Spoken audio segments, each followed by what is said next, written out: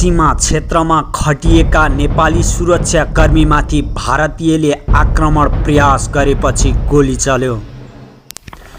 भारतीय नागरिकले सीमा क्षेत्रमा खटिएका नेपाली सुरक्षाकर्मीको अस्थायी पोस्टमा आक्रमण प्रयास गरेपछि दक्षिणी झापाको कचन कवल सीमा क्षेत्रमा खटिएका सशस्त्र प्रहरीले एक राउन्ड हवाई फायर गरेका छन्। आक्रमणको प्रयास गर्न खोजेपछि सशस्त्र प्रहरी प्रतिकारमा हवाई फायर गरेका हुन्। कचन कवल 1 स्थित घेराबारी स्थित 125 र 10 नम्बरको सीमा पिलर नजिकै रहेका सशस्त्र प्रहरीले एक राउन्ड हवाई फायर गरेको प्रहरी कार्यालय झापाका एसपी कृष्णप्रसाद कोइरालाले जानकारी दिए। प्रहरीका अनुसार शनिबार साँझ 7:30 बजेको समयमा 1.5 देखि 200 जना भारतीय नागरिकको जत्थाले नेपाली भूमिमा आएर सुरक्षाकर्मीमाथि आक्रमण प्रयास गर्न खोजेका थिए। प्रहरीले गोली चलाएपछि उनीहरू त्यहाँबाट भागेका थिए। यता भारतीय नागरिकले सीमा क्षेत्रमा आएर आक्रमण प्रयास गरेपछि भारतीय र एसएसपीसँग जानकारी गराइसकेका छौँ, एसपी कोइरालाले भने। साँझ घटना घटेकोले भोलि आइतबार यस विषयमा भारतीय एसएसपीसँग छलफल गर्छौँ। केही दिन अघि नेपाली भूमिमा अन्नबाली लगाएका भारतीय नागरिकलाई नेपालका सुरक्षाकर्मीले सीमामा नै रोकेका थिए। सोही विषयलाई लिएर उनीहरू फेरि आएको बताइएको छ। उता केही दिन अघि मात्र झापा गाउँपालिका 4 स्थित सुकुम्बासी बस्ती नजिक रहेको 131 नम्बर सीमा पिलरमा सशस्त्र प्रहरीले 2 राउन्ड हवाई फायर गरेका थिए। 2 जना भारतीय नागरिकलाई नेपाल प्रवेश गर्न नदिएको भन्दै 150 बढी भारतीय नागरिक आएर आक्रमणको प्रयास गरेका थिए। त्यसको भोलिपल्ट भारतीय एसएसपीको सहकार्यमा भारतीय नागरिकले गल्ती स्वीकार्दै माफी मागेका थिए। भारतीय सेना प्रमुखलाई उपयुक्त समयमा जवाफ दिन्छौँ, नेपाली सेना। नेपाली सेनाले भारतीय सेना प्रमुख जनरल मनोज नरवानेले लिपुले कुँदै कैलाश मानसरोवर जाने सडक निर्माणका सम्बन्धमा दिएको अभिव्यक्तिको उपयुक्त मञ्चमा आफ्नो धारणा व्यक्त गर्ने प्रतिक्रिया दिएको छ। उक्त सडक निर्माणका सम्बन्धमा भारतीय सेना प्रमुखबाट आएको पछिल्लो अभिव्यक्तिका सम्बन्धमा राखिएको जिज्ञासामा नेपाली सेनाका प्रवक्ता विज्ञानदेव पाण्डेले आवश्यकता अनुरूप नेपाली सेनाले प्रष्ट र जिम्मेवार ढङ्गबाट विधिसम्मत तथा उपयुक्त मञ्चमा आफ्नो धारणा व्यक्त गर्ने जानकारी दिए। भारतीय सेना प्रमुख नरवानेले एक कार्यक्रममा मानसरोवर जाने वास्तविक नियन्त्रित रेखा एलएसीलाई लिपुले खुँदै गएको उक्त सडकमा कुनै विरोधाभास नभएको अभिव्यक्ति दिएका नेपाली सेनाको उक्त प्रतिक्रिया आएको छ। भारतले नेपालको लिपुले, कालापानी र लिम्पियाधुरा क्षेत्र अतिक्रमण गरी सडक निर्माण गरेको विषयमा नेपाल सरकारले यस विषयमा आपत्ति जनाउँदै प्रतिक्रिया दिइसकेको छ। यसअघि भारतले नेपालको उक्त क्षेत्रलाई आफ्नो राजनीतिक क्षेत्रमा समावेश गरेकोमा नेपाल सरकारसहित सम्पूर्ण राजनीतिक दलले उक्त नक्सा सच्याउन भारतीय सरकारको गम्भीर ध्यान आकर्षण गराएका थिए। भारतले नेपाली भूमि मिचेपछि तातो सेना कर्णेलको नेतृत्वमा छाङरुङमा रेकी सुरु। दार्चुलाको छाङरुमा सशस्त्र प्रहरीको बीओपी स्थापना भएसँगै नेपाली सेनाले पनि उक्त क्षेत्रमा रेकी सुरु गरेको छ।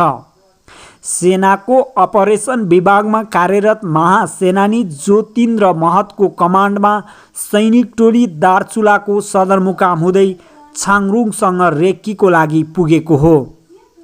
नेपाली सेनाको टोली बुधबार सेनाको स्काई ट्रकबाट नेपालगञ्ज र त्यहाँबाट सेनाको सानो हेलिकप्टरमा दार्चुला पुगेको थियो। दार्चुलामा मौसमका कारण छाङरुङ जान नसकेपछि सेनाको दार्चुलामा रहेको MI-17 हेलिकप्टरबाट उक्त टोली कालापानी क्षेत्रमा पुगेको थियो। सैनिक प्रवक्ता सहायक रथी विज्ञानदेव पाण्डेले छाङरुङसम्म पुग्ने गोरेटो बाटो सेनाले तत्काल निर्माण थाल्ने तयारीको लागि सैनिक टोली त्यहाँ पुगेको बताए। कालापानी लिपुलेक क्षेत्रमा नेपाली भूमि अतिक्रमण गरेर भारतले सडक निर्माण गरेपछि सरकारले विवादित क्षेत्र नजिकै सशस्त्र प्रहरीको फौज राख्ने निर्णय गरेको थियो। हाल 25 जनाको बोर्डर आउटपोस्ट बीओपी राखिए पनि 160 जनाको फौज बराबरको गुल्म राख्ने गरी तयारी गृह मन्त्रालयको छ। नेपाली सेनाले पनि उक्त क्षेत्रमा आफ्नो उपस्थिति बढाउने तयारी गरेको स्रोतको दाबी छ। सेनाको सुदूरपश्चिम पृतनाका पृतनापति उपरथी निर्मल थापाले पनि दार्चुलाको भ्रमण गरेर वस्तुस्थितिका बारेमा जानकारी लिएका छन्। भारतले कालापानी क्षेत्रमा नेपाली भूमिमा सैनिक ब्यारेक खडा गरेको तर नेपाली सेनाले सीमा सुरक्षामा चासो नदिएको भन्दै जनस्तरबाट चर्को आलोचना भइरहेको बेला सेनाको टोली कालापानी नजिक पुगेको हो। उक्त टोलीको नेतृत्व सेनाको अपरेसन विभागमा कार्यरत महासेनानी ज्योतिन्द्र महतले गरेका थिए।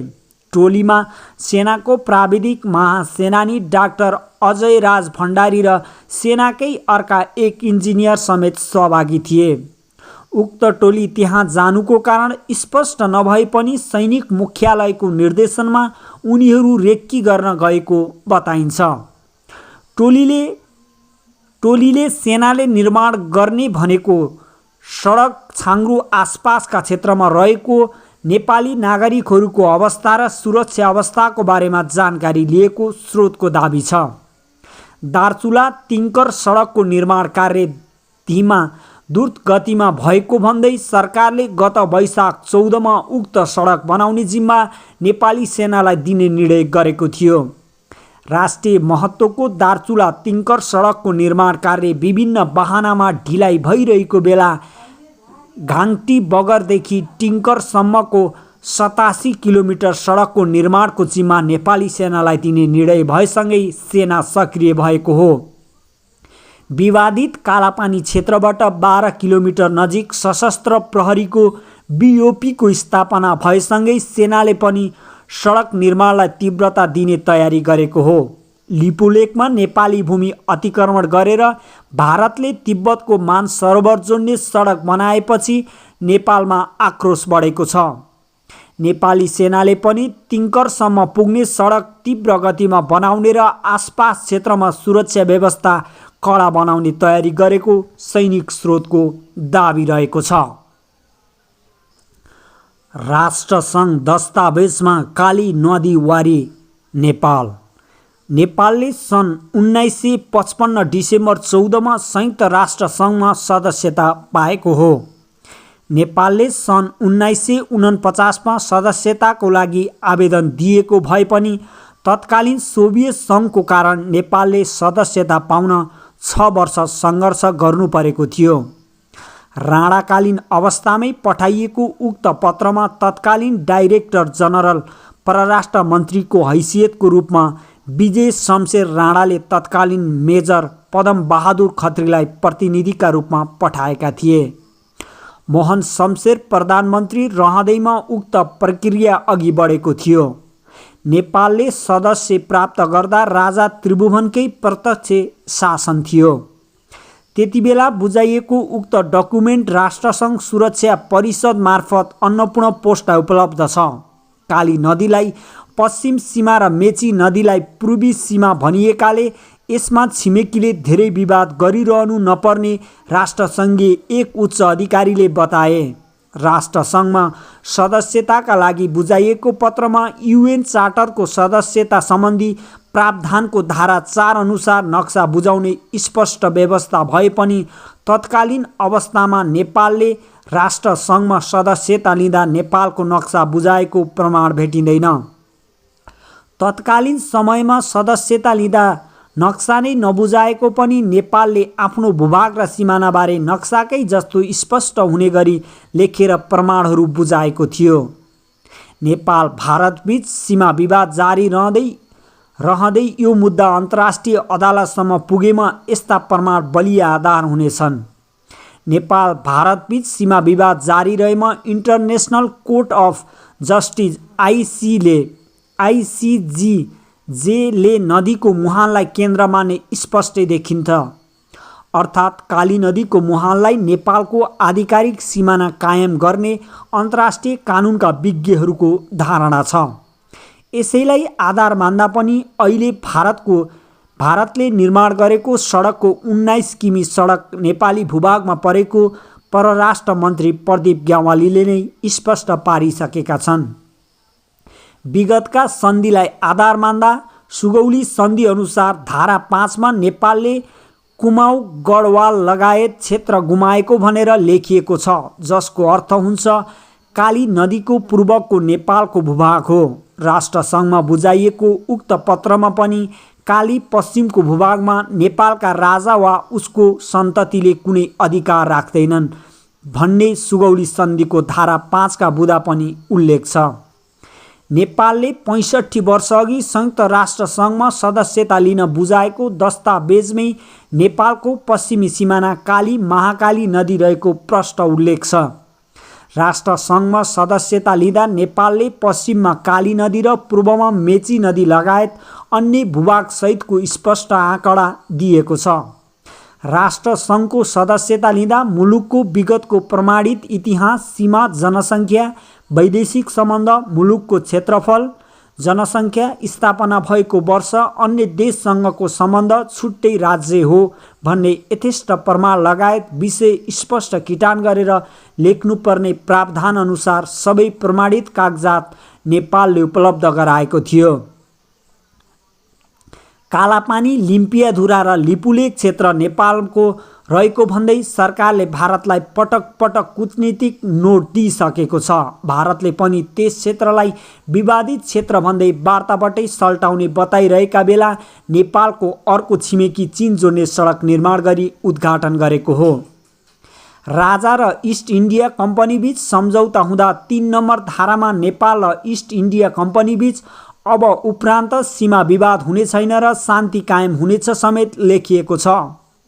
नेपाल सरकारसँग तत्कालीन सम्झौता रहे पनि अहिले भारतले चीनको तिब्बत जाने मानसरोवर मार्गको उद्घाटन गरेपछि नेपाल भारतबीच सीमा विवादले उत्कर्षमा पुगेको हो। नेपालले लगातार वार्ताबाट समाधानका लागि मिति माग गरेको र भारतले यसमा व्यवस्था गर्दै आएको छ। नेपालले त्यति बेला सदस्यता लिँदा नेपाल निकै पुरानो मुलुकका रूपमा व्याख्या गरेको उपलब्ध डकुमेन्टमा छ।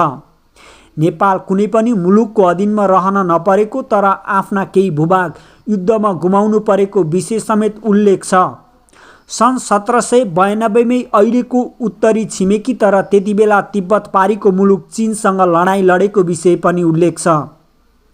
1815 मा तत्कालीन इस्ट इन्डिया कम्पनी ब्रिटिससँग र 1855 मा तत्कालीन तिब्बत हाल चीनको स्वशासित क्षेत्रसँग लडाईँ लडेको उल्लेख छ। ती सबै लडाईँको शान्तिपूर्ण निकासमा नेपालले त्यति बेला तत्परता देखाएको पनि प्रस्तुत डकुमेन्टमा लेखिएको छ। विदेशीको संलग्नता विहीन वार्ता गरेर ती मुलुकसँग द्विपक्षीय सम्बन्ध समेत राम्रो राखेको उल्लेख छ। यसरी प्रस्तुत विषयमा ब्रिटिससँगको लडाईँ र उनीहरूसँगको द्विपक्षीय हार्दिकतालाई निकै महत्त्वका साथ राखिएको छ। लडाईँपछि सुगौली सन्धिमा नेपालको गुमेको भूभागको किटान पनि गरिएको छ। स्रोत अन्नपूर्ण पोस्ट। यस विषयमा तपाईहरूलाई के कस्तो लाग्छ? आफ्नो निस्वार्थ प्रतिक्रिया दिँदै खबर बुलेटिन टिभीलाई सब्स्क्राइब गरी साथमा रहेको बेल आइकनलाई पनि थिचिदिनुहोस्।